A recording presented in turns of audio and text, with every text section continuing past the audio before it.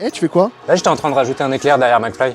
C'est à quoi cet éclair? Bah déjà, ça représente un peu le combat, et puis si j'aime bien, ça fait un petit rappel de couleur avec les étoiles bleues qui sont derrière Carlito.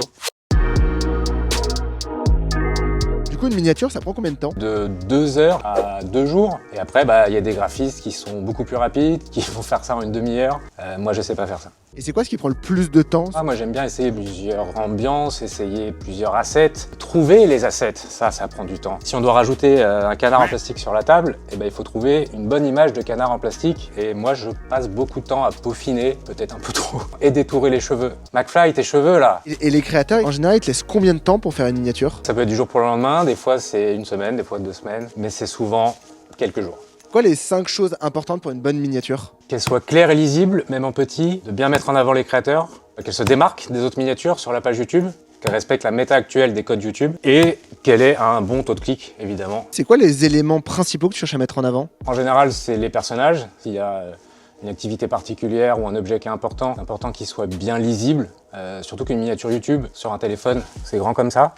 On passe notre temps en tant que miniamaker à zoomer et dézoomer. Donc il faut jouer sur les contrastes de luminosité, sur les contrastes de couleurs pour que l'élément ressorte bien. Après, une autre technique, ça peut être de mettre une rim light, donc une lumière par derrière qui va faire un petit détourage. J'ai une rim light là ou pas? On voit des miniatures un peu sursaturées sur YouTube, t'en penses quoi? Pour se démarquer, au début on avait tendance à se dire il faut que la miniature elle soit saturée à fond, que les couleurs elles pètent. Mais petit à petit, comme toutes les miniatures maintenant sont très saturées, ça démarque moins finalement. Moi ça m'arrange parce que je suis pas fan du rendu sursaturé. C'est quoi la miniature de la vidéo qui a fait le plus de vues? C'est la vidéo de McFly et Carlito sur les voix de dessins animés de notre enfance. C'est quoi le conseil que tu donnerais à un YouTuber pour réussir ses miniatures?